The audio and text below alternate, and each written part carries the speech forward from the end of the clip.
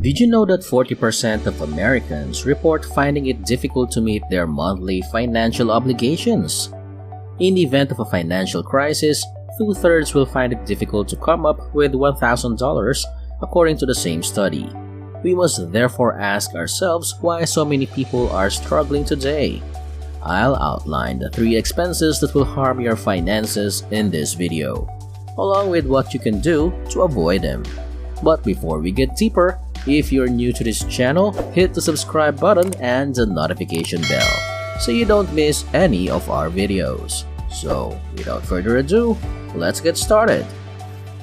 No matter how many books on money management you read, if you don't figure out which expenses have the biggest negative effects on your income, you've missed it all.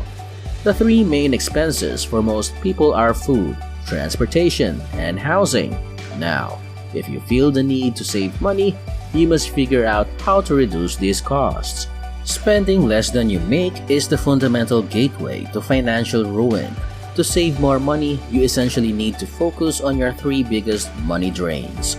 It's common knowledge that 60% of the average person's budget goes towards housing, transportation, and food. Therefore, the big 3 are the ideal place to start if you want to save more money. The best way to save money is to tackle your biggest expenses first, not the other way around. Your daily morning coffee purchase is a typical example. However, it is advisable to reduce small purchases and expenses to save money. It's debatable how much of an overall financial impact this will have on your bottom line. You might be curious as to why, so as we move through this video, I'll discuss that. But before you hit the like button, allow me to explain why the best way to increase your savings is to make wise decisions regarding the main 3 living expenses. You see, for the majority of people worldwide, housing costs continue to be the biggest expense. In the US, the cost of housing accounts for about 37% of household income after taxes. These suggest that 37 cents of each dollar that enters your household is spent on just housing. How much does it cost to own a house in the country? Let's discuss that now. When creating a budget for their housing costs, homeowners frequently account for obvious costs like mortgage payments, property taxes, homeowners insurance, HOA dues, and heat and electricity costs. There are, however, some unforeseen costs associated with home ownership. These are typically the costs that most people overlook and neglect to research. Let's start with the mandatory maintenance. On average, homeowners can incur roughly $2,000 or $168 per month in maintenance charges. If your home is worth $500,000, you should have a budget of no less than $5,000 per year or $440 per month for home repair costs. And when it comes to this form of expense, the homeowner should budget at least 1% of their home's value as anticipated yearly maintenance fees. The average homeowner spends about $638 a year or $53 a month on services such as snow removal, cleaning, security systems, and pool maintenance.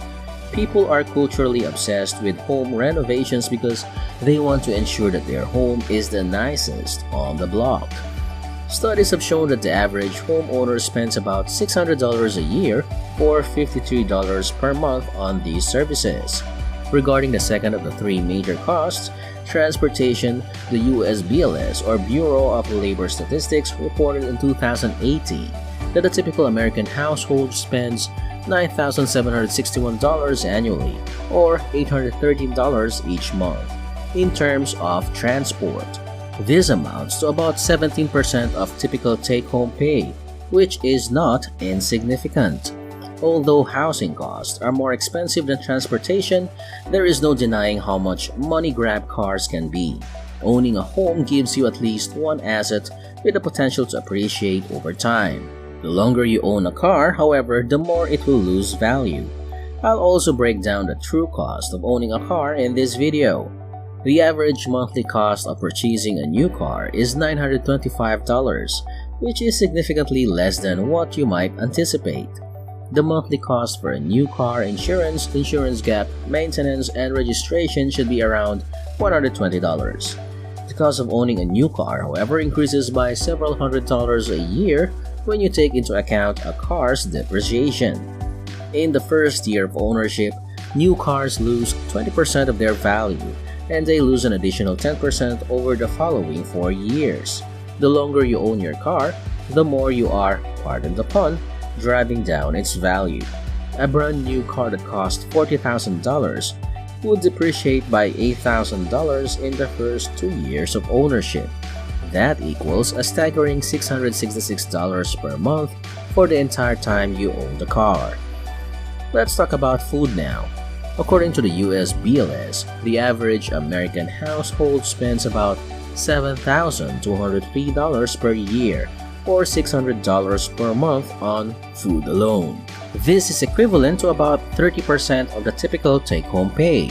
The sum includes money used to purchase outside food or eating out, and your food, also known as your shopping, $4,094 per year or $337 per month is spent on groceries, and $3,154 per year or $262 per month is spent on eating out. Controlling your spending on food, transportation, and housing will save you a lot of money, much more than mixing up your daily coffee. The million-dollar question is, how can you reduce the amount of money you spend on these 3 big expenses? Well, stick with me and I'll explain how to do this right now. You already know that housing costs have increased significantly in recent years. So, how can you reduce your housing costs if prices continue to rise? To answer that, we need to look at why housing costs are rising here. The average cost of housing per square foot in the United States increased by only 4.6% between 1973 and 2015. The average home in 1973 was 1,660 square feet. In 2015, the average house size was 2,687 square feet. Now, what makes it even more expensive is the fact that fewer people are living in these giant houses.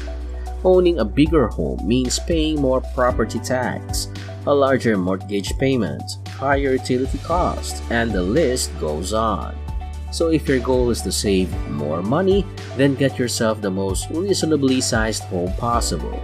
It's a small sacrifice to make, but once you're able to properly save, you'll have the option to afford that bigger and more comfortable space later on.